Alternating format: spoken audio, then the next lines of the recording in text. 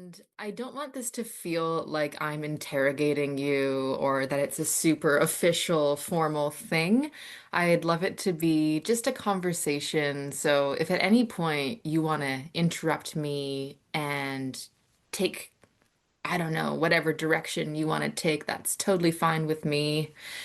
Um, and you're in Seattle, right? Yeah, ish. Ish? Yeah, yeah. Whereabouts are you? I'm on Whidbey Island, so north of Seattle. There Would- are these islands north of Seattle that, yeah, um, it's kind of like Mayberry meets Burning Man, kind of like thing. You know what I mean? Kind of like hippies, hippies and stuff out here. Yeah, Sweet. yeah. So I'm just trying to visualize that because my brother lives in Seattle, but he's in the proper city. Okay, Um, so do you have to take a ferry to get I to? do. Yeah, you do. Oh, cool. So like you just go up to like Everett, and then you go a little bit further Mm, west there, and then there's a ferry at Mukilteo, and then you take that across. Yeah. I bet there's some really good areas to go walking and exploring in nature, eh? Yep. Do you Yep. do you hike? Yeah, for sure. I mean, I've got three daughters, so I'm quite busy, but yes, I do like hiking when I can. Yeah, it's one of my favorite parts of the world, the Pacific Northwest. Yeah. It's just, I feel something about it. The just coming and looking at the trees and all the moss, and there's something special about that part of the world. Yeah. How often do you get into Seattle? Do you ever go into the city? We do go in sometimes to music. I take my daughters to music there, Mm. or maybe a museum, or maybe to the mall. You know what I mean? These girls like the mall, right? Yeah, So girls we go, do. so we go, whatever. Sometimes we go down for that. We've gone for some music though recently. That's been fun. But it's Yeah. kind of a thing. It's a thing to get down there, So it's very quiet out here on the island, and it's a whole nervous system change to go down to Seattle. Yeah, it would be just going from anywhere where you're more remote, even if it's not totally remote, and then going into a city, it's a bit of a shock to the system. Um, Yeah. I yeah, whenever I visit my brother, we go, obviously he's in the city, so we explore in the city and uh I just love so many good food places in Seattle. I don't know what kind of food you're into, but we always go somewhere really like bad and decadent. And Yeah. last time I was in Seattle, we went to this place called Lil John's. It's this really just crappy little diner that's in this complex that's car dealerships, but it's this really like very classic American diner, and they have these cinnamon rolls that are like this big, and oh my God, it was just the height of just huge portion size. I got this liver fry up and it was just massive. It was enough for four people, and I'm like, oh, this is America. So good. Yeah. I would love that place. I probably wouldn't finish all that, but I would love it. I would Um, love true Americana, just yes. yeah. Fun. And Yeah, you're in Melbourne? I'm in Melbourne. Yeah, I moved here a little over a year ago, about a year and a half ago, and I moved here to be with my wonderful boyfriend, and we're trying to help me become a resident here so I can stay and not get deported when my visa expires. So, yeah, it's been a bit of a big change in life in the past couple of years, but it's I love it here. Yeah, and I was just back in Seattle last June. I teach movement workshops in Canada. And Yeah, so maybe once or twice a year, I come back to teach in Toronto and I stop through Seattle on the way to visit my brother. And yeah, cool, yeah. So next time cool. I'm in Seattle, I am going to have to check out one of your, if you do classes Okay, in person, okay. it'd be so Yeah, good. yeah. Um, Okay, that well, I want to, just before we get officially started, do you have any time limit for today that I should be aware of to respect? no. Okay. I don't have a time limit. I'm not incredibly verbose. There'll be a point when I might turn yellow. I'll turn yellow and you'll see, oh, Corey's he's Oh, done. You know what he's I going mean? into So liver failure and yeah, John yeah, yeah. So there may taking be it. oh, what's going on? And I might be done. I'll Okay. I'm trying, but you'll see. I've yeah, I'm I'll the get same. I'm the same. At about the 90-minute mark, my brain starts to go. Yeah. So let's try to both Okay. respect each other's verbosity. Yeah, I'm also not the biggest talker, although I can turn it on and then Yeah. it turns off hard. Yeah. So, well, Corey Hess.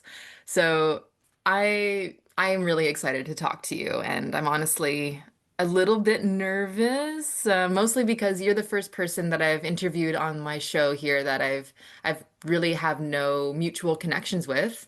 And we've never had any previous interactions online or in person other than me cold messaging you on Substack saying, "Hey, I want to talk to you." So I'm just really excited to be able to get to know who you are. And one of the reasons I wanted to speak with you is because of your work with non-directed body movement. And this is something that I stumbled into in about 2019, I think, without really knowing that it was a thing. And when I first bumped into it, and for those listening, we'll talk about what non-directed body movement is in more detail, I'm sure. But it really freaked me out in a good way. But then, years later, I was delighted when a client of mine really randomly mentioned something called standing around. And I got really stoked to find out there was a community of people who practiced this thing called non-directed body movement. And I felt really validated that I wasn't having some kind of psychotic break because my body was just doing some really interesting new things. And I wasn't sure if I was normal or if something was wrong with me.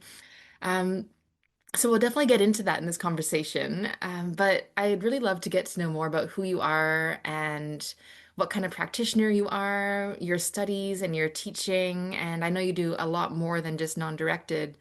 And I have selfishly some questions that I've been dying to ask for years about this non-directed movement practice. And I really hope to raise the awareness of this practice so that others can explore it from themselves if it resonates with them. So, Corey, could you start by just telling us who you are and what's your professional title? Well, thanks for having me. Thank you very much. Um, Corey Hess. Um, what's my title? I guess I'm, I don't know these days. It's kind of evolved, but I wear several hats now. I'm mostly a dad. I'm mostly like the guy with the three daughters. So, but my professional title, I guess I'm structural integrator would be like a one hat I wear, which is like the real term for Rolfing and these other modalities. Structural integration is sort of the umbrella term for those. And I studied that, been doing that for about 16 years now. And so I do that. And so, but then that I've done a lot of continuing ed after, and I've done a lot of visceral work, craniosacral, something called SourcePoint, um, and but really what that was for me was I came back from my time in Japan and I was looking for a way to be with people and to communicate and to try to share healing and explore what that was um, and explore that with people in a mostly nonverbal way, which is what I wanted to explore. And part of that was I had been doing this non-directed for a long time, and within that, I saw that there was a deeper level of healing possible for people, and I looked for a medium to kind of how can I work with people? What will give me a license to be with people and work with them and explore this deeper level of communication and healing? And so then I chose structural integration as that medium, kind of like to leap off of and explore through.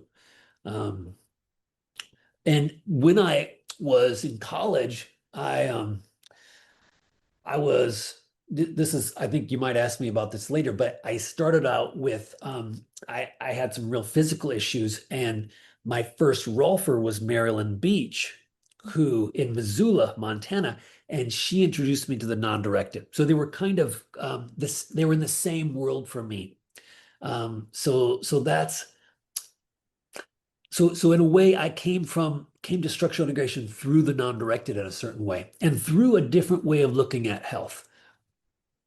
Yeah. Mm. Yeah. And you said you had this desire to learn how to be with people. Yeah. Where did that come from?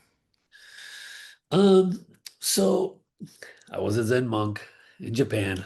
Okay. And so it's interesting because usually when I'm on podcasts, they want to know all about that. And that's interesting because you haven't chosen to ask me about that. So that's kind of fun for me.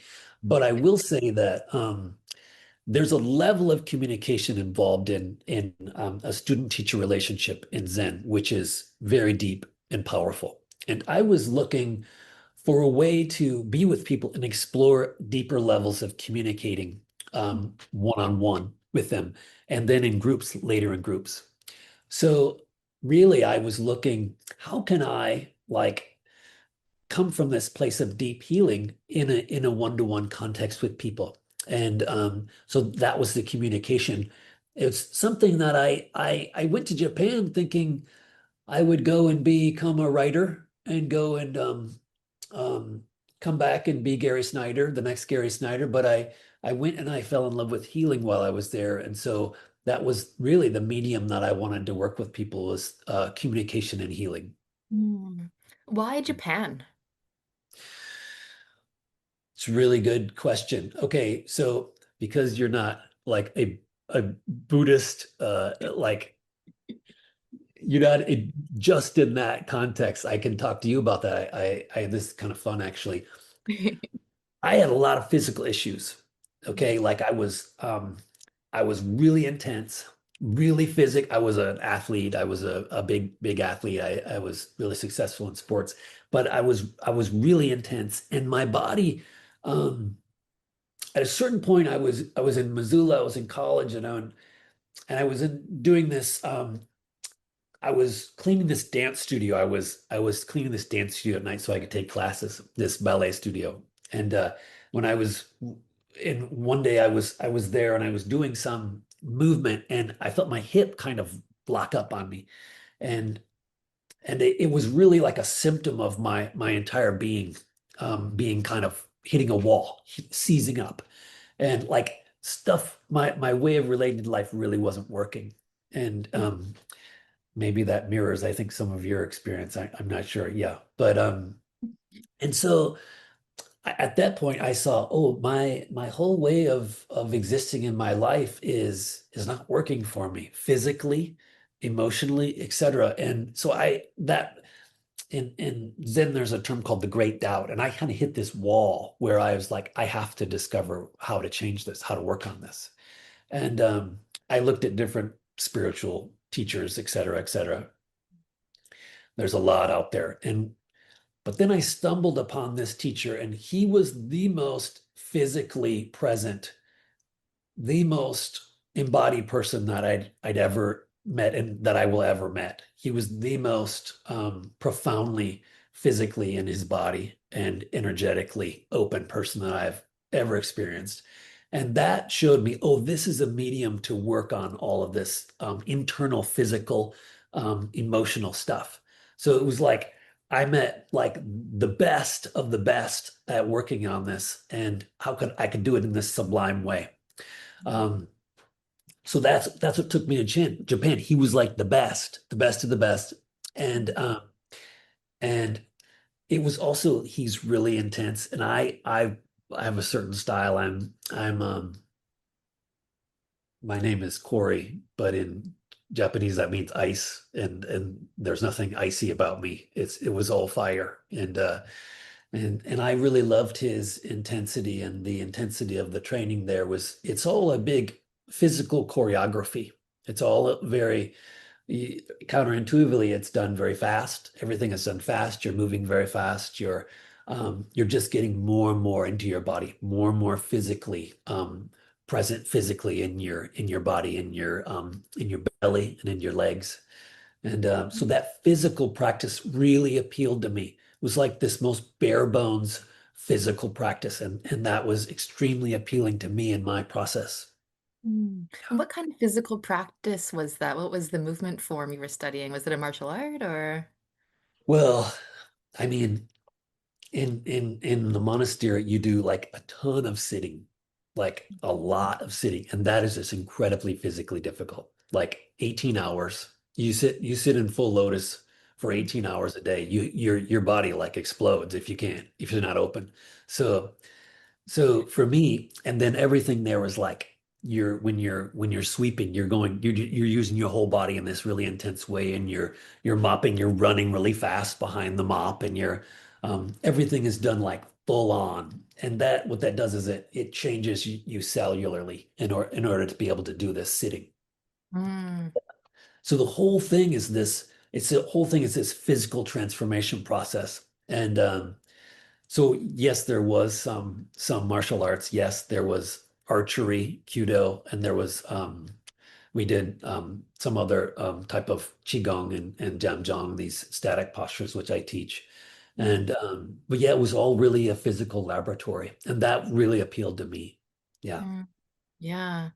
You said before that you were really intense and you did a lot of sports. What were you doing up until that point when you said you had that hip locking up and that moment of insight about your life? Well, I was a big runner. I was a and then I basically like majored in rock climbing, kind of I'm joking, but I was a big rock climber in Montana and but everything. We were just going crazy running around and mountain biking and but I had been growing up, I grew up in the Midwest in the States, and it's a religion. The sports are a religion. So you're there playing football and basketball and baseball, and it was like for me as a child, I was really an artist, and I ended up using sports as a way to begin to interact with my internal process through sports as a way to explore how I can relate to life. Mm, So I was doing sports, but really I was just an artist trying to find my way in mm. space. Yeah. So, yeah. And at that time, what would you say your relationship with movement was like? Would you say, looking back now, was it healthy? Was it a bit too extreme? How would you describe it? Um, well, I think like walking around as a person was hard, like just physically walking around and being in space that was really difficult for me, honestly. And the thing about sports for me was there were times when I would be doing sports and everything would fall away, and then I would be in this free place. And so that was the drug of the sports. It showed me there are other possibilities. And Mm, and and and so I got little glimpses of what it could be possible to be profoundly in the body, and then letting go of the body within that also. And so the sports were partly my way of my laboratory at that time of exploring that stuff. Yeah. yeah. But yeah, no, walking around was difficult for me. So it was easier for me to kind of run around, and I would kind of drop into a place while I was doing something real physical. But being a person walking around was a problem. And so I needed to my whole being needed to work with that. I needed to discover how to fix that, how to work with that, Yeah. like And profoundly.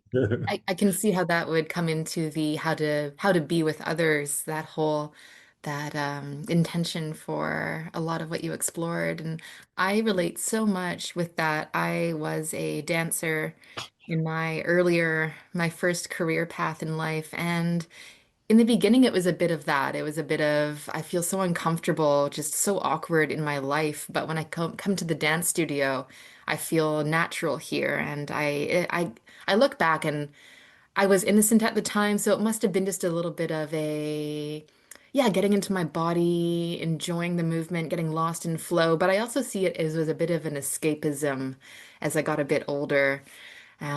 But yeah, what a beautiful thing to have a movement practice that you can just feel like you exist and not judgmental of how you are existing.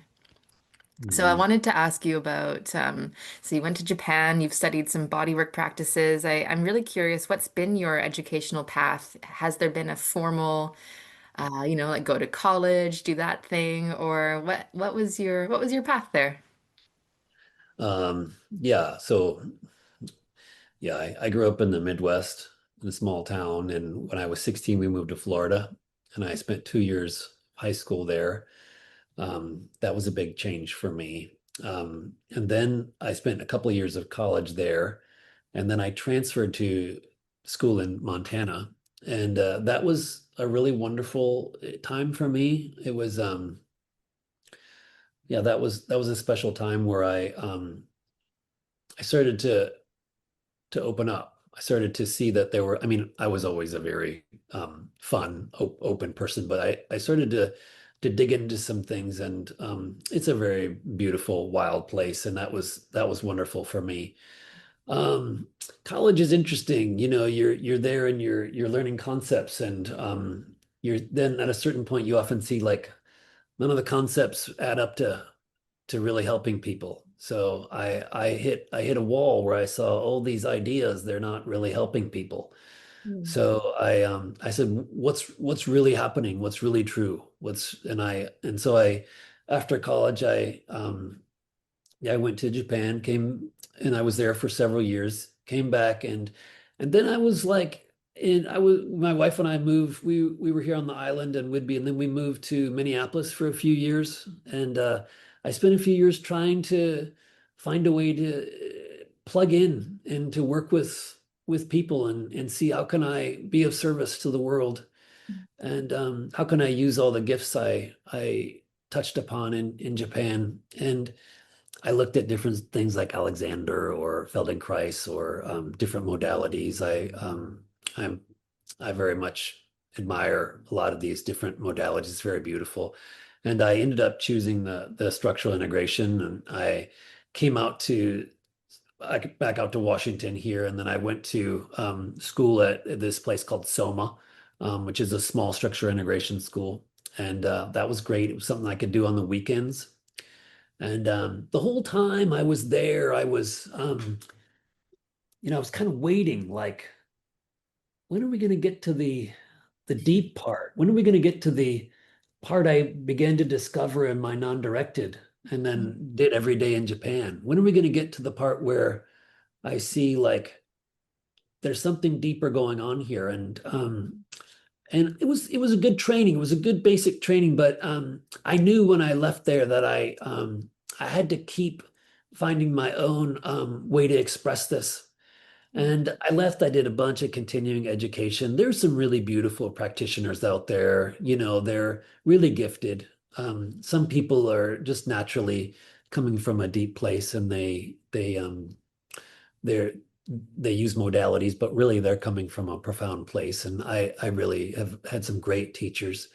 I went through the SourcePoint training with Bob Schrei, um, and that was really great for me.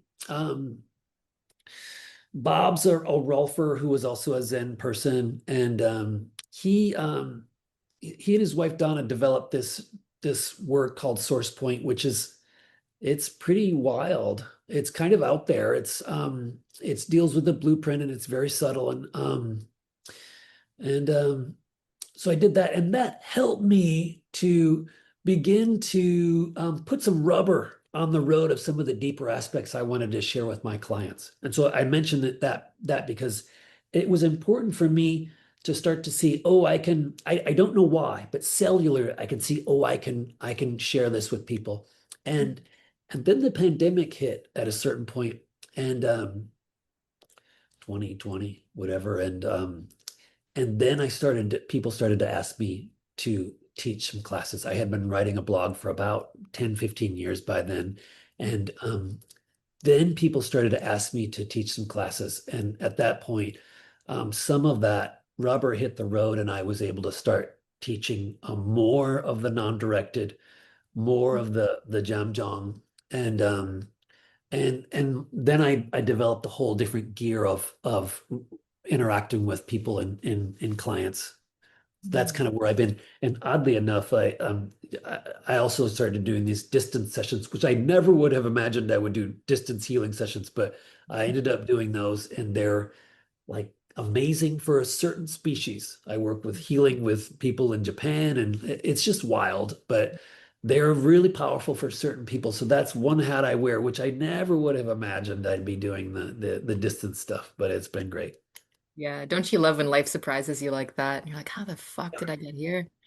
So, yeah, so you're yeah, teaching currently, you're still teaching online to this day, correct? Yeah. yeah, for sure. Cool. Yeah. I also started teaching online during the pandemic, and I was so resistant to it at first. I'm like, no way, this is not going to work. But what I was delighted about was that the people that came to these classes, some of them were clients of mine from in person. Some of them found me because I also was a blogger for a while. Yeah. So I had a bit of a following, and what I noticed is people really stepping up and taking ownership for themselves in a new way because I wasn't there physically to put my hands on them and direct them into this position, like do this with your hip and your pelvis. They had to now use their own, I guess, create a new connection with themselves that allowed them to perform these movements. And people really started getting results and getting empowered, and it was really cool. So I was not expecting that to happen.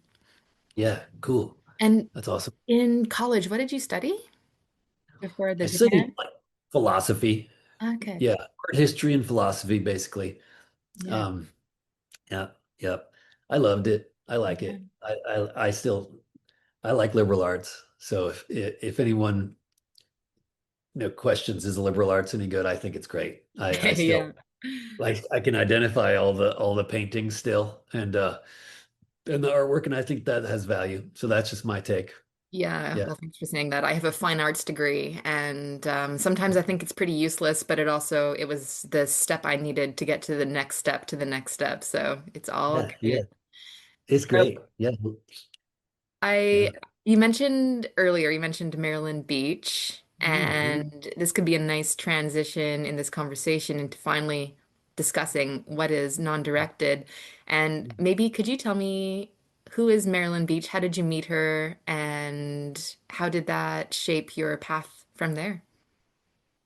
Maryland. Yeah, love Maryland.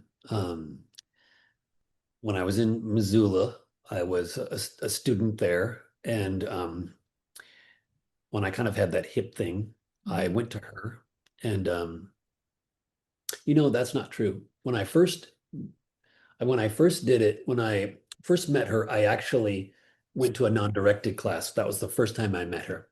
So I was in Missoula. We were like sneaking into these yoga classes. We were my buddies. We were kind of breaking the rules, and we were sneaking into these yoga classes at the university.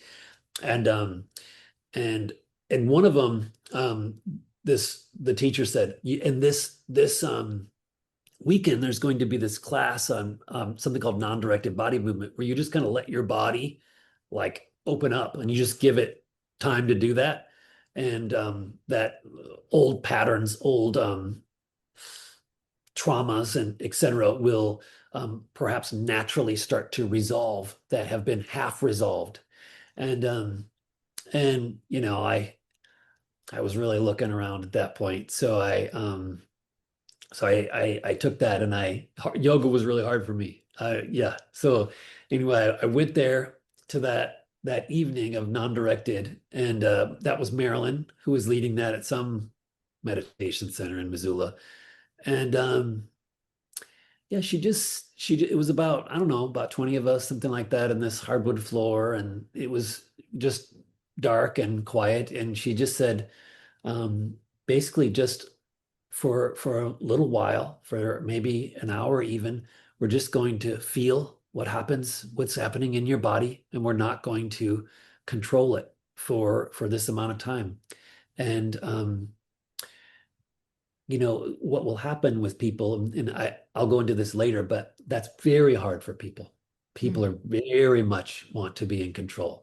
So, but for me, when I first did it, I stood there, and my neck started to unwind, and I had this whole my neck just started to begin moving, and I Mm. wasn't doing it. I was just standing there, and I had my eyes closed at first, and I was just there, doing this, and I didn't know what anyone else is doing, and that's very scary because most of us we look around and say, well, "Am I doing this right? Am I doing it wrong?" You know, and do I have permission to be like a fucking maniac here? Because I never have permission to do that.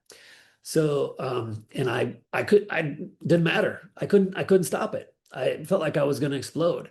And so I just stood there and I let my whole body start to just open up. And I saw like, oh, beneath everything I'm always doing with my body, there's something happening. Beneath all of the programs I'm running, beneath all of the theories, um, there's something going on here and I can't feel it. I'm not aware of it. And and and so while I was standing there, I just saw all this was happening, and I kind of realized that it was the I had had the cord wrapped around my neck at birth. So I Mm, began to process that, and I'm not saying I completely processed it, but I started to open that up, and so I realized, oh, my body is profoundly trying to show me, like right now, it's showing me right now how to open up, and that was a big shock for me. It was a big shock because I just really hadn't known about this lower level gear of opening that was there all the time. And so that was a really interesting night for me. It was emotional. It was very scary. It was a lot. And at the end of the evening, no, I talked to Marilyn a little bit, and I love Marilyn. She's like not full of shit at all. She's just like totally like she's not, you know, ostentatious at all. She's just kind of um, very, very normal, very yeah. So she's just like, well, you can come have Rolfing with me, and so I went and I had a session with her, and and she was really great. I loved how she was thinking about healing in a way that felt fresh and creative and rebellious. And I said, oh, these people are thinking out of the box. And really appreciated that because I feel like I had to find a new way of interacting internally and with my body. And I thought, oh, they're thinking about things in a creative way, and I appreciated that. So I ended up going through the 10 series with her in this little place in Missoula, and that really got me excited. And it didn't cure everything, obviously. It definitely got some things started. And and I just saw like there's so much happening internally. How do I work on this? How do I mm, keep working on this?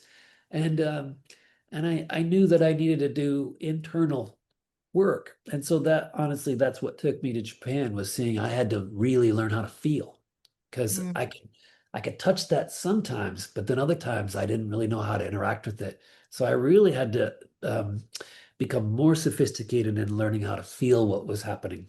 mm. So Yeah, this was all pre going to Japan, this experience with Marilyn and it's yeah. all pre-Japan. Yeah, Cool. yeah. Well, this is a good time to dive into what it is so people know what the heck we're talking about. So, I'm a total beginner to this as a formal practice. I've never been officially led through a session because I didn't know it really existed until very recently. But I think maybe can I tell you about how I stumbled into it, and then you can tell me if what I actually found was indeed non-directed or whatever it is. So I think it was in 2019, I think I had just done some craniosacral therapy training, which is now the bulk of what I do with my bodywork practice. And there's this lovely concept in the Upledger craniosacral tradition called the inner physician or inner wisdom.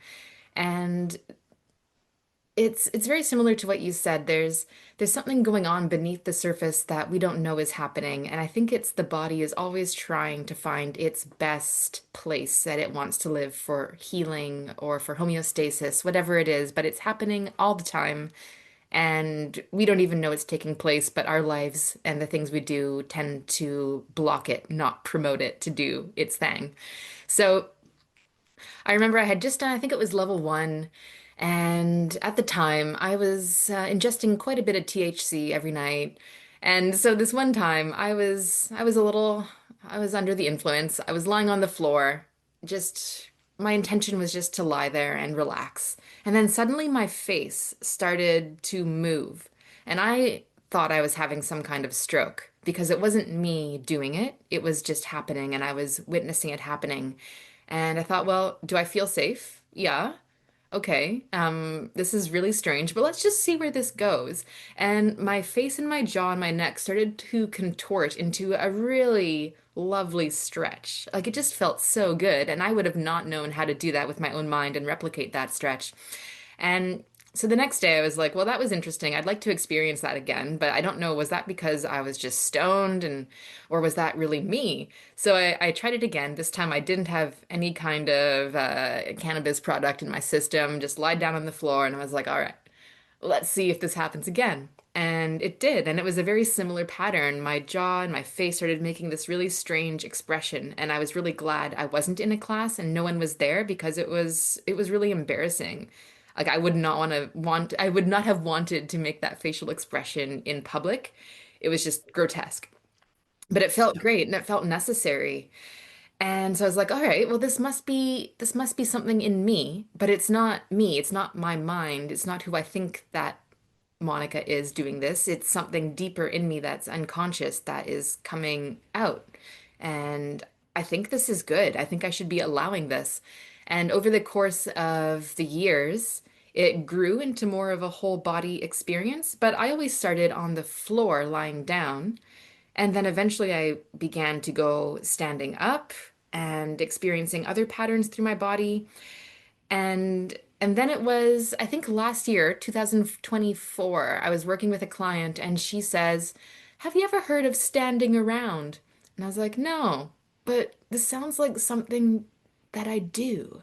And she described it to me as a practice of you kind of just stand there and pay attention to your body and let it move the way it wants to move. And I was like, "Ah, I think that's what I've been doing. Is there actually a group of people out there that have written about this and do this? Because I want to know these people. I have so many questions." So the way that I came to it, does that sound like a similar thing to what you try to allow people to access in a non-directed body movement situation? Yeah, for sure. And I would like to say that I like it's not new. It's not even it's not like non-directed doesn't exist. It's not real, right? And it's not real. And like I like to kind of remind people in class like 5,000 years ago there were people like standing on a rock being curious and like things started to happen because they were feeling and they were curious. It's not like someone discovered this, like Marvin Solid is the person who created non-directed, okay, and he was an osteopath and rolfer, and he decided to give up all of his equipment and just have people stand around with him. And so in this incarnation, it's called non-directed, but it doesn't really matter. It's what we're really interested in, what I'm really interested in is the wholesale aspect. Like, what is it? What's actually happening here? I don't really care about the dealer or the term. That doesn't matter. Um, so yeah, I mean, it's really just for all of us when we stop and when we really deeply listen. It's really showing up, and that's quite a rebellious thing to do. It's quite a revolutionary thing to do to listen to that because, like you said, um, it's scary, it's weird. Like maybe when people start the very things they've been holding off for a long time, they may begin to show up. People get nauseous. People get very emotional. Nausea is pretty much 100% of people get nauseous when they really start doing this.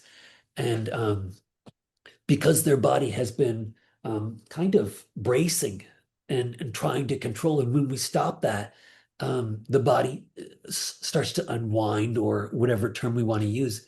And things, maybe impurities, et cetera, start to open up, all that. And but yeah, it's all about that wholesale. experience. And I actually believe that all of the Qigong and all these movements actually came from non-directed. This is my feeling about it, that the central channel, it wants to open, and the arms going into different positions that you see in Qigong and all that, they're really the central channel, the body trying to open itself up. So for me, I do teach that stuff, and but I teach it from this place that um, actually these are all came out of the body actually trying to open itself up, and the arms being long levers in to release the middle of the body. So, I mean, no, it's beautiful what you said, and I think laying down can be a great place to start. Sitting can be a little harder for people at first. Standing can be good. I think any position is good to try. The thing about laying down for some people is they'll zonk out pretty quick, and that's tricky. But I think a lot of Marvin's first students, they ended up just mostly laying down. Like over the years, like they've been doing it 30 years, they mostly lay down. That's not what I do because I have some mixture of things, but a lot of them end up they just lay down. That's their thing. So yeah, but yeah, I'll leave space here now if you want to. Yeah, Yeah. So you mentioned Dr. Marvin Sollet. Is that how you pronounce Armin it? Solid. Sollet? He Yep, seems like yep. a very interesting dude. I think I would have liked to meet him as an osteopath back in the day. And I just want to read a little thing that he has, or that Marilyn has on her standing awareness website, that he has been quoted to have said. I think it's lovely. He says, I realize that our bodies are structured to repair themselves. They do so constantly. Yet there are so many illnesses, accidents, emotional problems, and chronic diseases that don't seem to heal. Why not?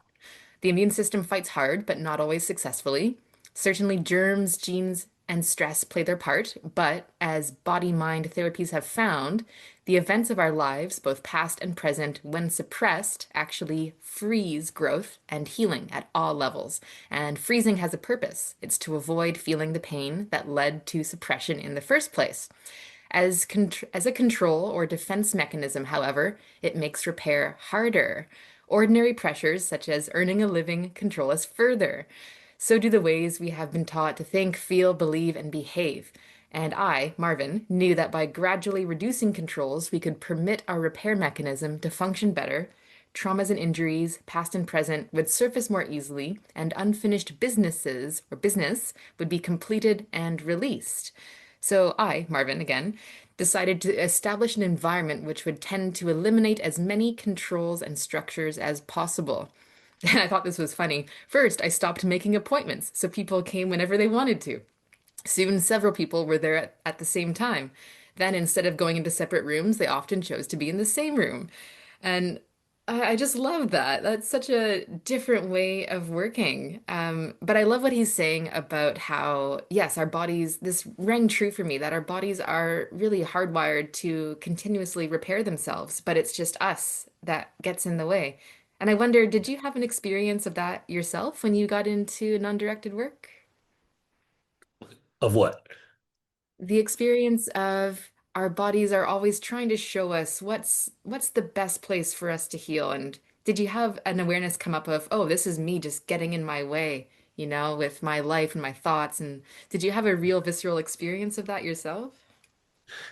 I mean, that's why I'm here telling you about this. That's what my whole life is about. So, So yeah, yeah. um, I think I can safely say yes. I built that website, by the way. I'm, Ah, I'm did not. you? Yeah, yeah, that's yeah. Love it. Um, but so I mean, very much so. And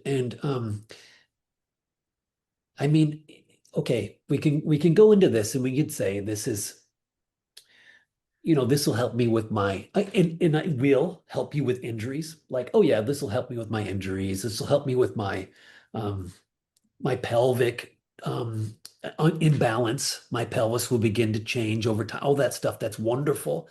And the body will heal, and we'll see like that the body can unwind, and that's really wonderful. But I think really what really got me interested in this, like, and what took me further and further into it was I saw that this can really change everything in our lives. Like, we can begin to see that there's something deeper going on that's like we can be tourists in, or we can let it take over our whole lives. Like, there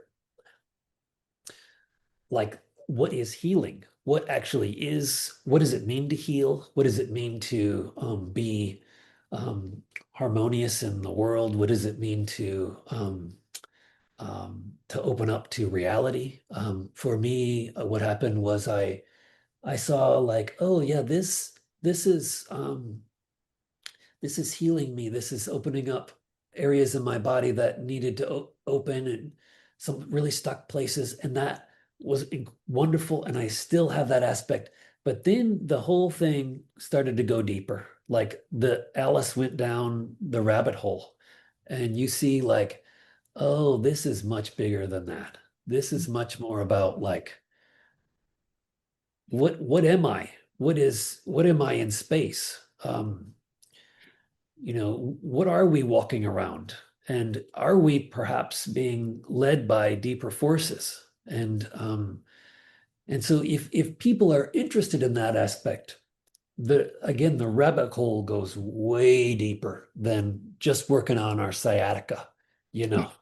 And so, like, that part got me, that's what got me really interested, as I saw, oh, when I stop, when I really listen, the environment starts to change. The environment starts to invade me. Things start to profoundly change in my awareness, in my experience. And I saw, oh, this is something I can explore for a long, long time. And that's what really started to change my whole life. Yeah. So if there's someone here who has never had an experience of this and they're Yeah. just curious about, well, how do you do this practice? If do is the right word for it anyway. How would you go about it step by step? If someone's in a class with you. What does that look like? How do you guide them through, just as a very general, simple, Yeah. however much you want to describe that? Um, so what I would do is I would start them standing. Um, and I would say, just stand there. Don't create anything. Don't try to make anything happen. Don't breathe a certain way. Don't try to direct energy. Don't try to maintain a certain posture. Don't There's no need to put on a posture costume, you know. Um, there's no need to kind of um, uh, try to put an inner scaffolding of support in your body. And just for a little while, we're just going to give the system carte blanche. We're going to have a blank canvas where, instead of controlling our bodies, instead of um, putting the little editor in that tries to fix ourselves constantly, we're going to just pause the editor. We're going to pause fixing ourselves, improving ourselves, and what's really happening for you right now. Doesn't matter what's happening to the person next to you. What's actually happening for you? What are you feeling? This is your time. It's not somebody else's time. I recommend at first closing your eyes. That way you're not looking around at anyone. You're not wondering. And and then for those that always close your eyes, I recommend opening them. But I would play with that. But to start off, closing the eyes, and I would just explore what would happen when I just stop, and I don't fix anything. I don't do anything. And then I would pause. I pause for a while, and I'd let them start to take that in. And and then a little bit later, I would say, like, if your arm starts to move or your body starts to move in some way, you just don't kind of come in and say, okay, no, no. Don't do that. We're just going to give the system, give instead of it being this top-down experience, we're going to let the body take over for a little while. Let the body be in charge for a little while. And if it needs to unwind in some way, we're going to let it. And what will happen is people will start to get out in front of that and they'll start to direct it. They'll start to steer what's happening. So then I will constantly remind them every few minutes, I'll say, like, did you put your hands on the steering wheel and start to control? And I would suggest that you don't go out, don't send the scouts out to figure out what's going to happen next. Mhm. Instead of diving out with that to fix, just stay where you are. There's no need to go anywhere. There's no need to kind of make it happen. And this is bewildering for people. And they'll get bored, they'll get uncomfortable, they'll get angry, they'll again get nauseous. And then I just have them cook in that for a little while. Like, what's going on for you? What are you actually feeling? Not what you're supposed to feel. Mhm.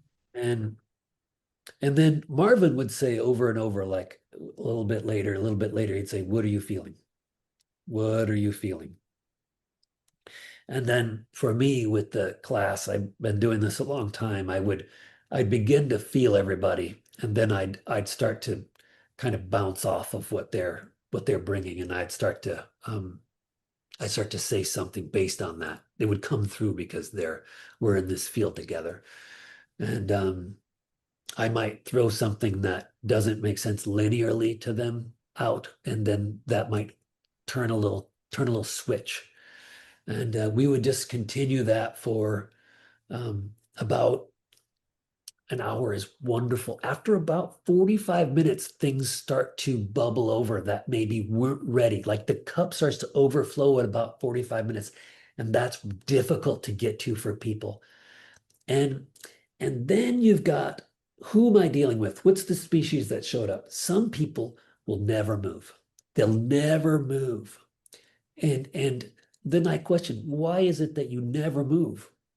And then often the dancers are like they go into some kind of pendiculation. They're good at that, so they do it. And then I question, maybe that's something you're good at, and maybe you should stop and see if like is the movement actually coming out of nowhere, or did I get on board and start to make something? And that's a little program they're good at. So both sides I would play with and I'd question, like, you're good at that.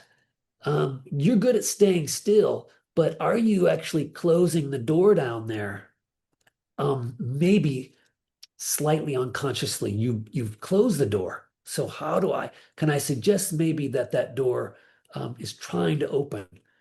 And I would just say over and over, there's something trying to happen right now. And what is that? And it might be below the radar.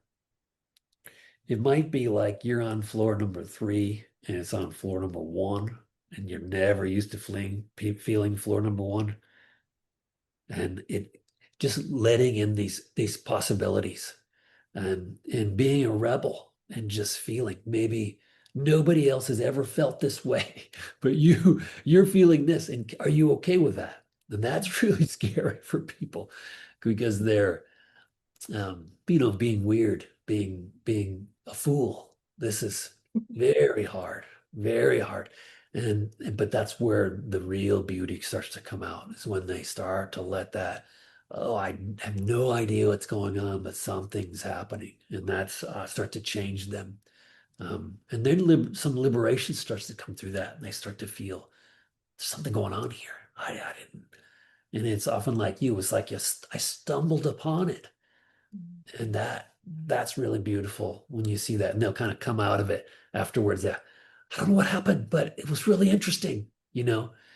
And so I'm hoping they stumble upon something. Perhaps the unconscious takes over, and and maybe we should let that happen more and more and more. Let this other aspect through us more. Um, Mm. and I'd just again I'd feed off of whatever they're presenting. Yeah. I love everything you said. But I can resonate with that as a coming from a dance background, and it's all about control and all about having the posture they want you to have and looking a particular way. And I can only imagine if I had been presented with this class at that time in my life, I would have rejected it. Like you said about being a fool, I would have been like, oh, this is way too like I just look ridiculous right now, and goes against everything I've been taught to look a certain way and to present myself in a certain way. And I'm really happy that I came to it in the way that I did, that it wasn't something that I was being told to do, because I think I can identify as a bit of a rebel in some ways. And this is a weird way to be rebellious, but I think I needed to come to it in that way that it was just I was allowed to do it at my own pace, not being told that this was something I needed to do. And that was so refreshing. So many movement forms are someone telling you, move this way, this is how to do it right or wrong. And it was such a relief for, or a remedy for the part of me that is still a bit of a control addict. And Sure. what I really loved about non-directed work is that I didn't need to think and I didn't need to try and I didn't need to have an answer or even to understand the problem and make up a solution for it. And I'm very much a problem solver, find the solution for things. And I'm up until then, I was very much a forceful doer, fixer when it came to my body, having various chronic pains and injuries. But this non-directed body movement stuff, it wasn't about my mind trying to fix my body, but about allowing some kind of inner wisdom to educate my mind about what was best for my body in that moment, in that space, and using a language of movement, not words. And something that I learned, and I guess I'm looking for maybe a bit of validation on this, is I learned that it was possible to trust my body and that my body knew what to do. And what I had to trust was the timing and the direction might not be what I want it to be. It might not be as fast or as far or in the direction I thought it should go. And maybe just a practical example of that is I've had a ton of lower back injuries through extension, like back bending as a dancer over and over and over, and many acute injuries there. And sometimes my non-directed experience would take me into a spine flexion to kind of decompress that lumbar spine area. But the direction and the path I would take to get there, it was never a direct, let's just flex my spine now. It was always some kind of twisting and side bending, and it always ended up taking so much longer and less more of a journey to get there than I would have used my mind to do. But something about it seems like, well, that's obviously going to be the faster path in the long term because it's the one my body wants to take, and it's the path of me getting out of my way. So it's almost like I was taught that the long way becomes the fast way because it's I don't know what I'm trying to say really there, but maybe you can say what I'm trying to say. Hopefully. I Yeah, totally. I totally know what you mean. Love it. Yeah. I mean, and I think where we're really going with this though is I trust my body. And I just trust life. Like I can start to trust life. And like my body, yes. But my body is really just connected with everything. And so like maybe okay, I can trust my body, but everything else is um it starts to kind of bleed. It starts to be like, oh, actually, this body is a way for me to see that everything is everything. I can kind of be wide open. I can let go of control with everything. And then when I do that, um, things really change. Beautiful things happen. And so I think this trust, like you said, is just so and what I love it because like you're a dancer and the physical people I really like. It's harder for me to work with the software engineers. I get a lot of those, because they have like money, right? So they can, but like the dancers, the um, athletes, they're coming from this kinesthetic place, so they are able to trust their physical aspect more. They trust, even though they don't necessarily know it, they're able to trust their physical aspect better than people who aren't very physical.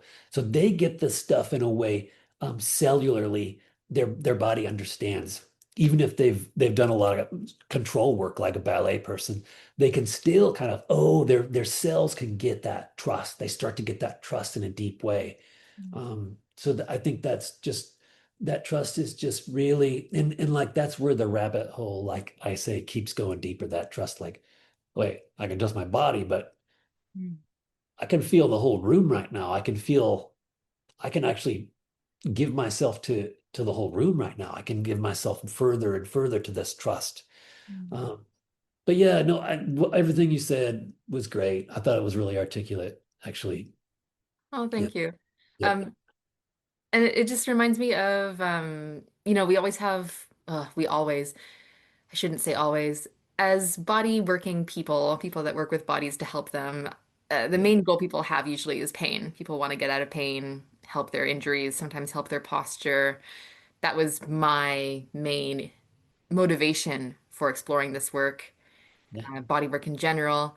So, uh, d does it help with pain and injuries, or do you think we also need other, more direct and consciously created techniques, stretches, and exercises?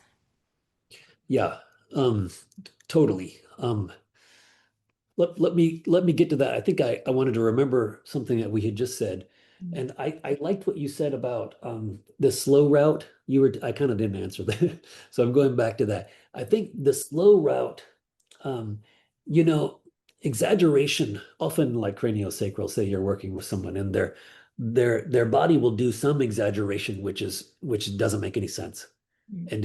And in order to, and when it does that, the body creates space in a way, and then it comes back to a really interesting neutral, like maybe an organic neutral that it never would have gotten to um, if we hadn't allowed this weird exaggeration, and that long route, that alinear, Mhm. that I think that that's where we start to see I have to give myself to that. That actually, my whole system profoundly comes online when I do that, and that I have to do that. Um, I and it starts to be, I think, hard to go the other route where I'm not going to do that. And okay, so back to the question now. I think what you said, I think we should all be creative. We should all do our, I think that different modalities are wonderful. I think work that's more direct, more um, um, invasive, whatever you want to say, I think that they can all be wonderful. They can all be education. They can all be wonderful.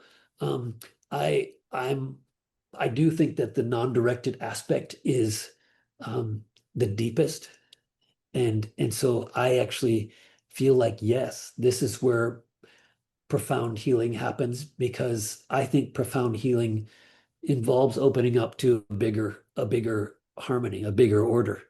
And so for me, if we're just working, um, you know, in a certain model, anatomically, that's great, and I think that can be really wonderful. But I think the deeper part for me is how can I let this change my life and this in this deeper way. So, but yes, I think, all the work that you do, I think it's all wonderful. And it's kind of like some people have, when they do just non-directed, I've had this with people where if they just do non-directed and they don't have any structure to work with, they start to get a little flat tirey where the tire gets flat, and then there isn't this structure and this friction to start to dialogue with.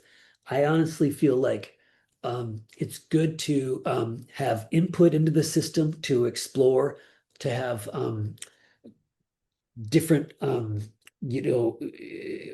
exercises, different input from other people.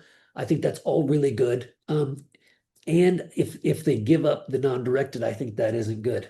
But I do think a little dialogue is good. If we're too structured, I think that can be you'll miss the big sublime part. And then if we're just in this, you might end up like a kite that flew away, didn't have any structure to work with. So I feel like both are good in my experience. Yeah. Does that make sense?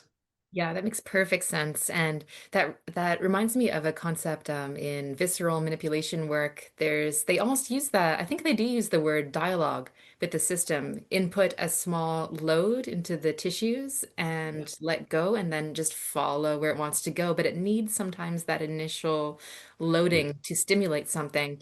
And thank you for that, Corey, because that starts to answer a question that I've had for years about this. I'll try to explain this and I'll try to articulate this question a little bit better, but you might have already answered it. But something that I observed was that, and I don't know if it's true for other people because obviously I can't live inside their systems and know what it's like in their experience. But something that I study and work with people on is joint mechanics.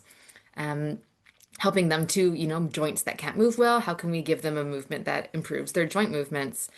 And something that I became aware of was that whenever I did an assessment on myself, through which I became aware of my body doesn't do that.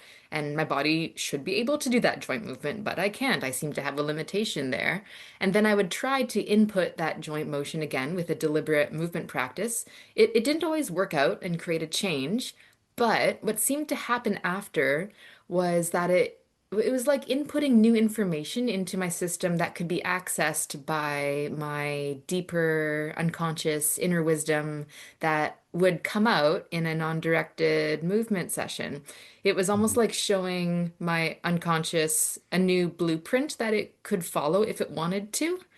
And it made me wonder, is that something that like you said about people that lack a little bit of structure and they get a bit flat in their practice. And does their system, does our, do, how do I say this? Do our systems need a blueprint to follow? Or if just left to our own devices, does our body already know everything? Or is there information missing that we do need to show it a bit of a structure for? Does that make sense at all? Yeah. Um, in my language, I would say the blueprint is there, and Mhm. that blueprint is clear, but maybe there are areas in their system which are so unclear that they're not able to open up. And so perhaps some kind of input or friction or loading or um, really some friction in the system often um, helps highlight that. And what I will do sometimes with people who come in to see me, like in a one-to-one healing aspect, um, I'll see what their system is doing. Like, what's it able to do? Like, I'll touch them in a very gentle way, and if ain't nothing going on, you know what I mean? If their system is just not very it's not very internally mobile, then I'll present some, I'll give a little interesting, I'll give some pressure of some kind. I'll do something which then will kind of wake up their system. I'll create a little pressure in their system in some way. Um, and then they'll start to have this real movement in their system. And then, like they couldn't have gotten there by just the plane was flying around and it couldn't land. So sometimes I put a little bit of friction in the system, which makes the system wake up, the energy starts going, and then something's able to process. Like the cup overflowed enough so that the system was able to process something that it wasn't able to.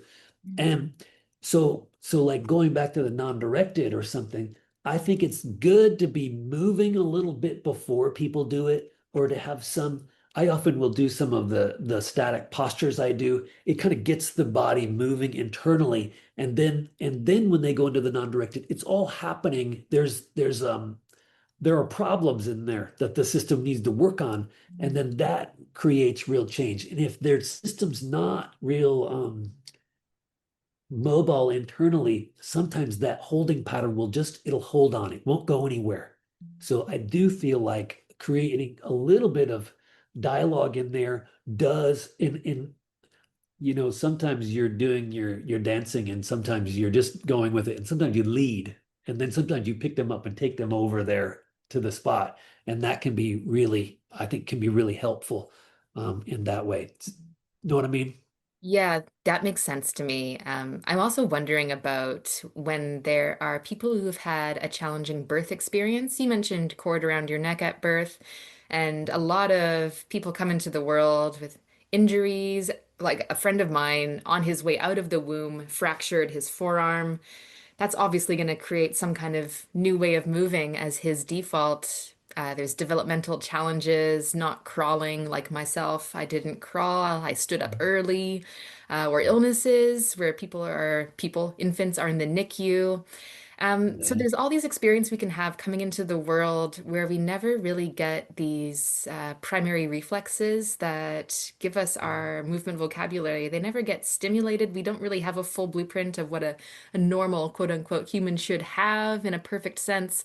So in that case, if one of these people goes into a non-directed practice, does their body just do the best it can with what it knows as its complete instructions, or is there some benefit to giving them back some instructions that they should, in quotes, have had?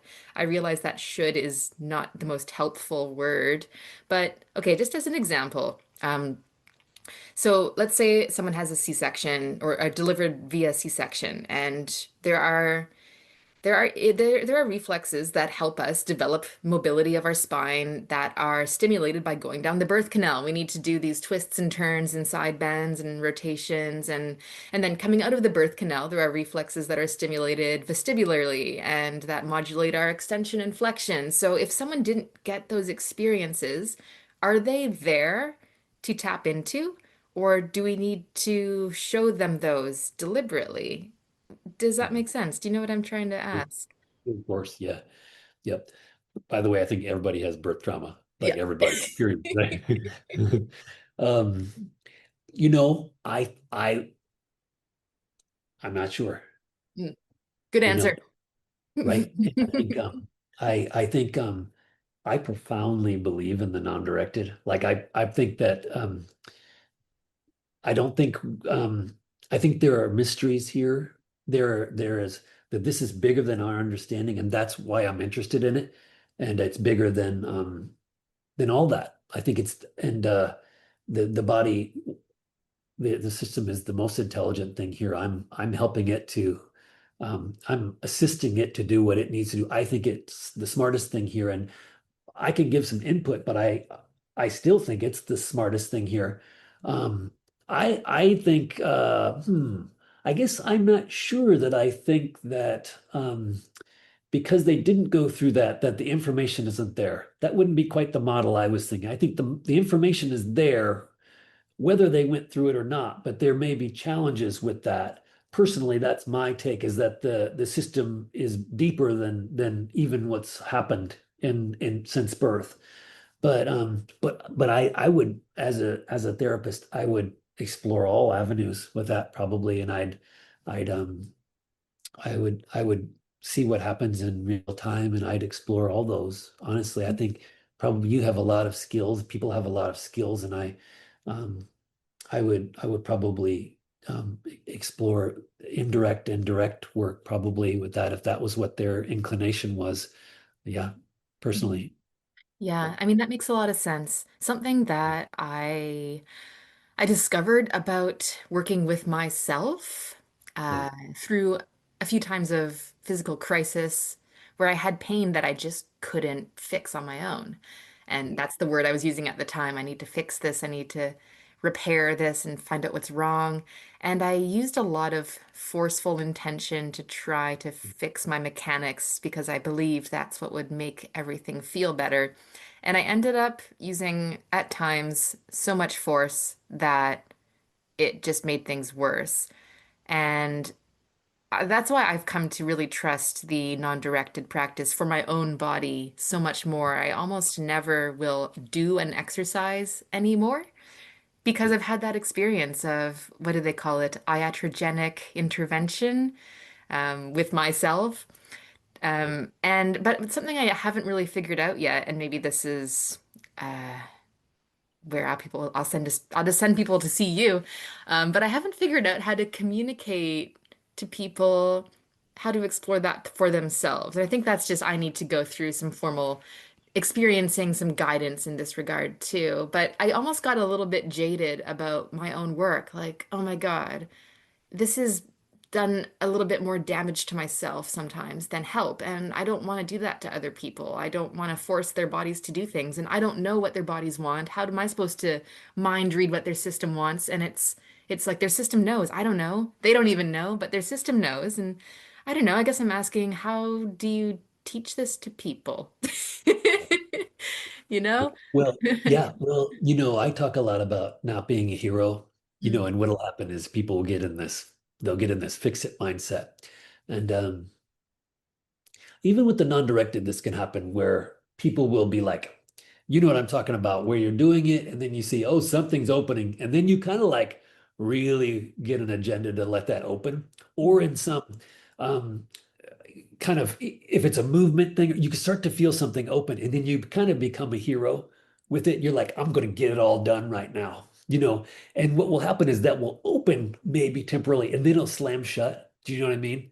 And that's nasty, right? And so I think that's a really interesting conversation there. How do I find the sweet spot where I can work with something? And if I get a little too greedy, I get a little too much of an agenda, then I start to go beyond that, and then my system goes into overwhelm and can't handle it. Or if I'm not engaged enough, then the holding pattern doesn't change. So mm, is there a way that I can engage here where um, everything kind of lights up, everything is starts to become malleable, but I haven't gone into this place of again being hero or getting it done, and that usually people will become kind of fried in that, or they'll it might feel good temporarily, and then they'll go and their system will really contract. So that's something I always play with people.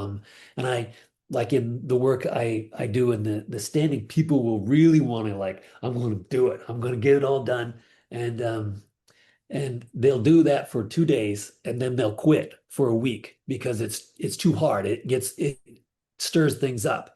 And so it's better to maybe with them, how do I find the sweet spot and that appropriate way of being with people, with clients, with and that very dialogue is the communication I was partly interested in. How do I be with people in a way that um, that's a sweet spot? Like I'm with them and something beautiful happens. mm, I'm with them and something beautiful didn't happen, or I ran into power dynamics, or I ran into the whole thing felt kind of off. Now, why did it feel off, or why did everything kind of lock down? And all those things were about how do I find the sweet spot where beautiful healing happens in a way that feels good and feels appropriate.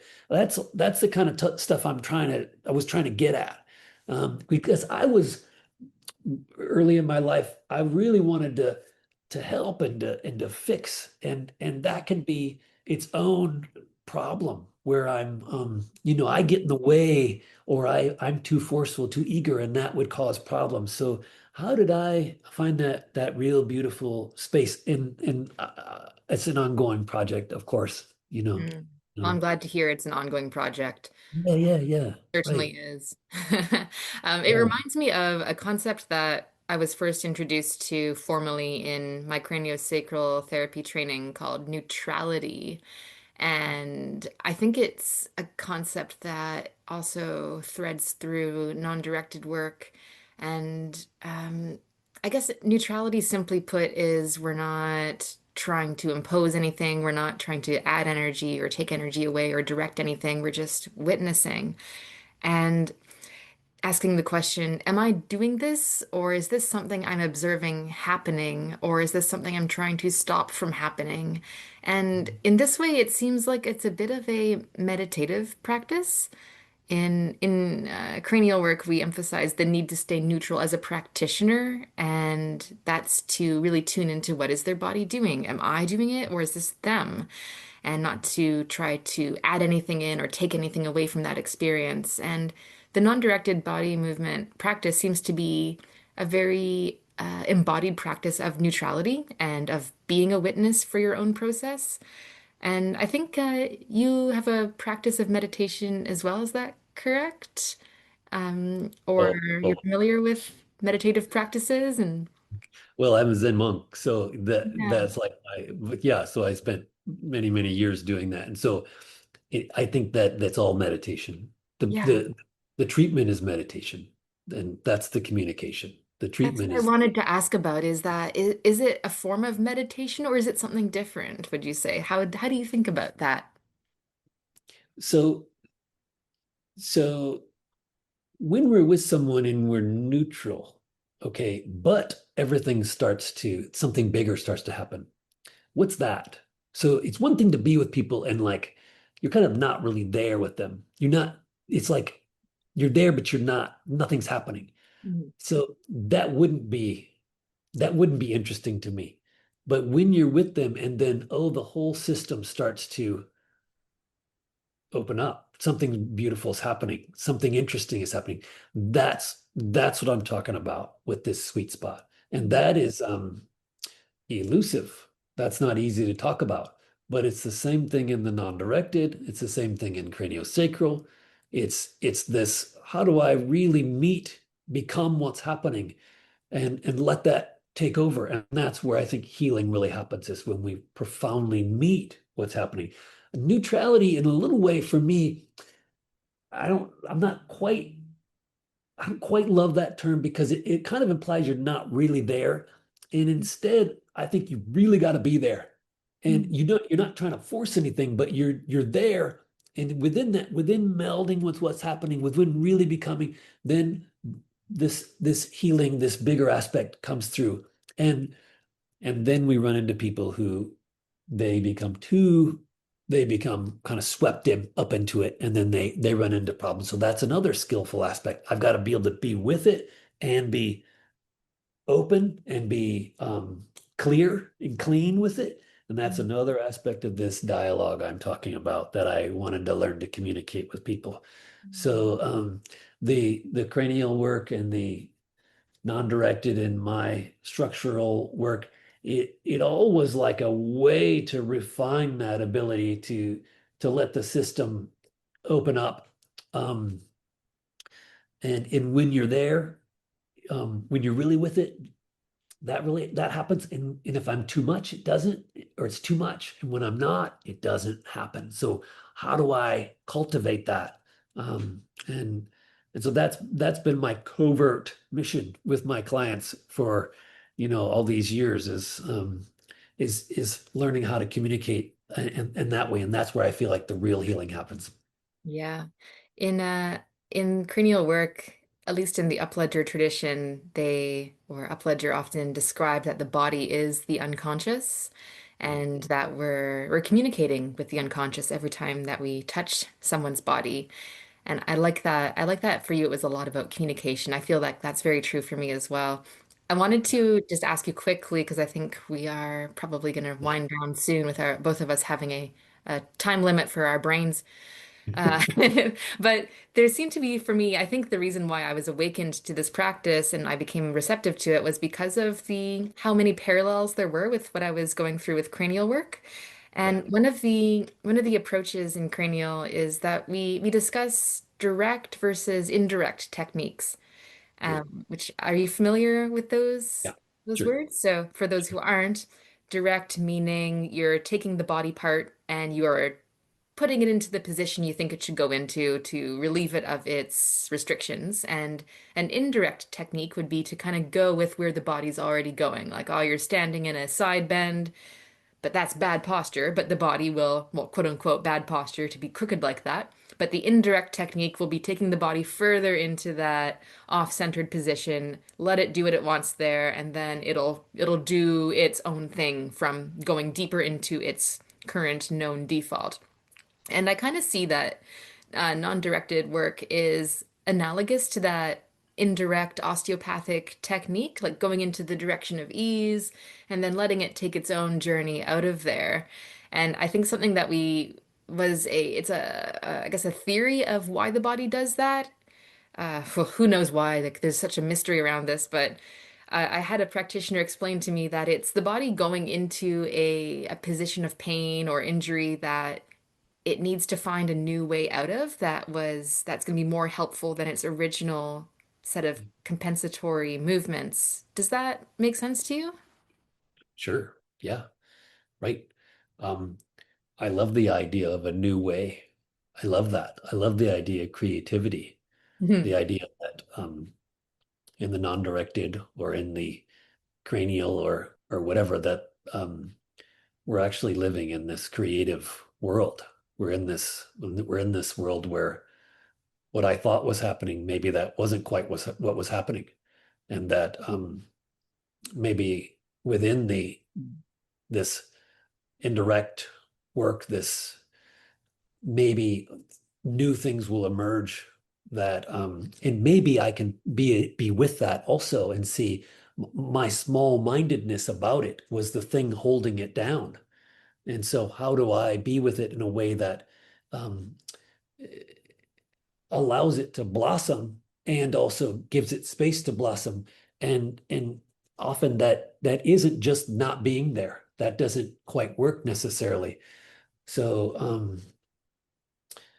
and I think within also back to the non-directed, that within the non-directed, there's a room for we call kufu, creativity in Japanese. So while I'm there and in the craniosacral also, I feel like there's a door here, and that door, I have this perception that it's a door I push open. I push that door open, and I think I'll push that door open, and I have to do that, and I'm banging against this wall over and over, and then one day you see it's a pull door.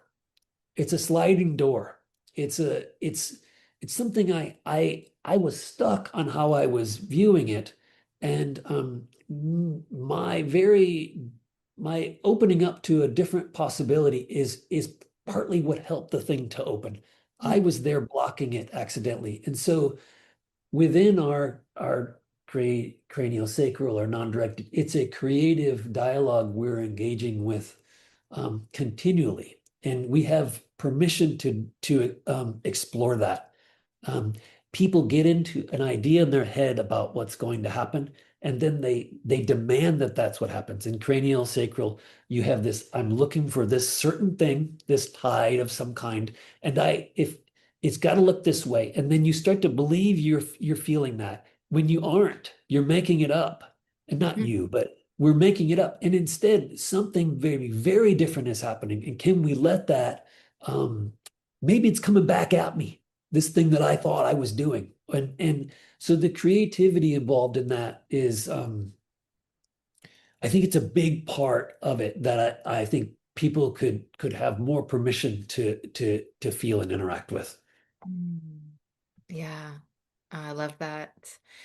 Can I read you something that you wrote Yeah, on your yeah, Substack? Yeah. yeah. You said, I love this. Maybe we don't know what our bodies are, and the image we create of our bodies produces a straitjacket. And to me, that rang so true because it's what I do. And it's what I've done every time that I've had an injury. It's been that. And I was just curious, what image did you create of your body and what straitjacket did you wear, if you're open to sharing anything? I mean, I'm the worst. No, I'm the Yeah. worst. That's why I'm here because you're right, you're the worst, right? That's why we're here because we're like, I'm the worst case. That's why I actually teach this stuff because I have had to. It wasn't easy for me. It's been the hardest. So that's given me the tools. In terms of, I was so locked up. Um, I was so and I'm working with that all every moment, and but yeah, I don't know that I have an image, but I was such a pressure cooker. I was going in five directions at once and couldn't go forward, couldn't go back. Um, and I saw when I started to really creatively openly observe and feel, not just observe. I don't quite like the witness idea because it's like you're not with it. But after I really felt it, really became what was happening, I saw that it was showing me how to open in some way that um, surprised me. So you have to be prepared to be shocked by it because our limited ideas of it are the straitjacket. Our ideas of how it is, it has to be that way. And we're just demanding that. And when we start to go into this creative place, this place of fascination, we see, oh, there's something much more interesting going on, and that's going to show me how to open up. Even though it's completely counterintuitive, it's not what I ever would have imagined, and that's very exciting to me. Um, I love this notion, and so that's what I'm trying to do with my classes is to give people that permission to um, feel differently, think differently, and interact differently, and see there's something that's been waiting for us the whole time to really listen. And of course, that changes continually. Mm. Yeah. What it was yesterday is not the same as it is today. All that. Um, yeah, yeah. Yeah. And you said, I think in the beginning, you have three daughters. I have three daughters. Yeah. Um, did you have your kids before you, or no, it would have been after you had children after you got into the non-directed work? I'm Oh assuming. no, no. I started non-directed in college. Huh. And My here's my line of non-directed. I started in college. I did it kind of. I went to Japan. I did it every day in my free time, and that profoundly changed my whole practice in Japan. And then I came back, and I've been back from Japan like 20 years now. So Mhm. I've been doing it since then, and I waited 20 years for people to stand with me. Hmm. So they started standing with me a few years ago, and but it took me a long time. But sorry, go ahead. Yeah, I was curious about the timeline of how old are your kids now? My oldest is 18. Okay. So did you get to, I'm just imagining what it's like to watch your children develop with this awareness of like you get to see them go through all their bumps and bruises and see them adapt and find different postural movement strategies. And do you do this work with your children? Do you encourage them to do any of it, or do you just kind of let them do whatever they want to do? Like I just want to know what that looks like, knowing what you know. I'm not definitely not making them or usually the way I interact with the girls is I let them come to me. I'm not being the patriarch dominating them. That doesn't work Yeah. in my I'm just family. imagining like one of your kids runs into a wall and whacks their head and you're like, "Oh, let's go and like you need to unwind that now, you know?" Like do you Yeah, yeah. Because I would And have that in my mind, like, "Oh, right, this is going to right, turn into a compensation. I better get right. them to do their non-directed practice." It's kind of in the air. And if they do get hurt, often I'll put my hands on them. And they do get into the practice a little bit, but I've let them come to that because as a person who's rebellious, I think like yourself, if someone was making me do that, telling me to do that, I would have run the other direction, right? And my girls are very much the same. So, but they've grown up in it too, just soaked in it forever. So it's in the air. They're in the soup of that. My wife's also um, quite a somatic practitioner. So they've grown up in this soup of weird parents, doing Hmm. stuff all the time. So it's in Yeah. their bones. They're influenced by it whether they like it or not. You don't Yeah, impose anything on them. that's not my Like, style.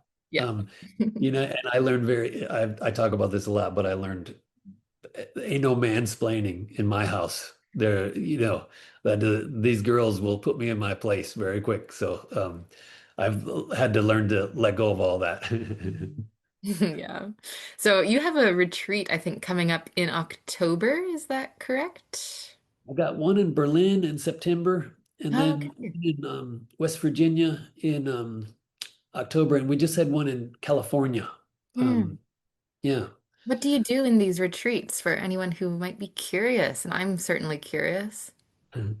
Well, in a way, I think of it as a weekend of non-directed for Mm. sure. So it's like sort of a physical happening.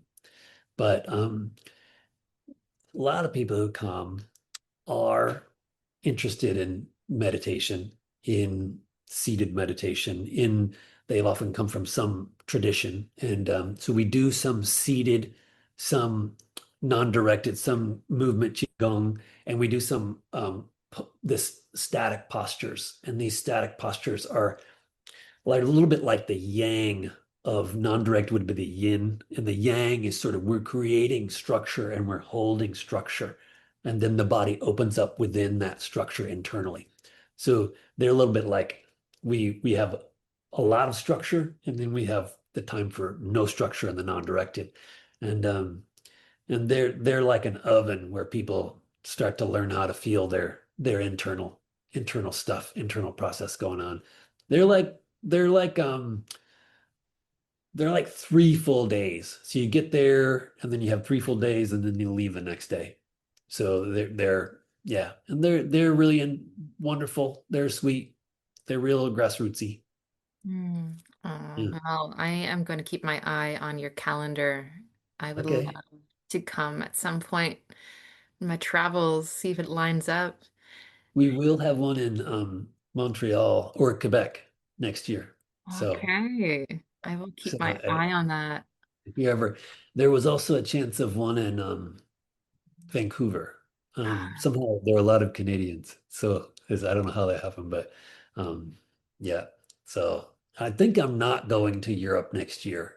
I've been going the last few years, and I want to take a break next year. Mm. I don't have enough people in Australia yet.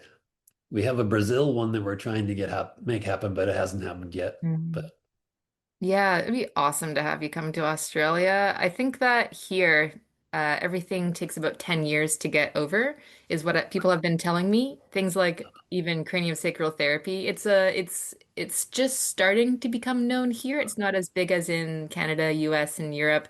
It takes some time. So give it a couple of years and maybe we'll get a community of people interested here in Australia and have you over. That'd be amazing. that'd be awesome. I have one Um, last question for yeah, you. yeah, yeah, please. Um, this is a nice one to end on, and I like to ask everyone this question. So Corey, if you were to die, and I know it's getting heavy now, if you were Oh to no, die and no one remembered your existence, and so just wiped off the total historic archive of planet Earth, what would be one thing that you think you'd like to see that's different about the world, even though no one would even remember you were there, but you had a role to play in that difference? well, yeah, I would love to see people realize who they are, realize their true nature, and realize why they were born. Um, yeah, Do you yeah, think everyone has a reason why they were born? yep. I struggle with that question sometimes. It's a tough one. It's a tough one. Yeah. Yeah, yeah. But yeah, And do yeah. you think what you do with your work that helps people to get more in touch with that question? That's the that's the um, that's the subtext Yeah. of that's where the rabbit hole goes. The That's where ulterior motive. I actually want you to become your most authentic self. yeah, yeah. Let's see some That's where the movement. rabbit hole. That's where the rabbit hole goes down to. Yeah, yeah. Yeah. Um, Oh. yeah. No, that well. Yeah. So Thanks so much if for having anyone, me. oh, my What was that? pleasure. If people want to learn more about you and find you and see what you're up to, where's the best place to go? I have a website, Corey Hess Body Therapy, which I'm working on. Kind of sick of it, that Yeah. website. So I'm changing it. And then my Substack is most people. found out about me through I used to have another blog called the Zen Embodiment blog, and then I changed over to Substack a few years ago, and that's where I am now is on Substack. That's a good place to find me, the Yeah. Substack. And your Um, Substack is called Texture of Life. yeah, I think so. Texture of Life. That's right.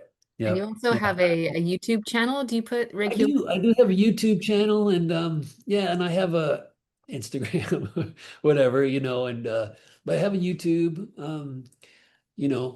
For better or for worse, I get, you know what I mean? It's okay. Yeah, And same. you know what I mean? Yeah. I do really love.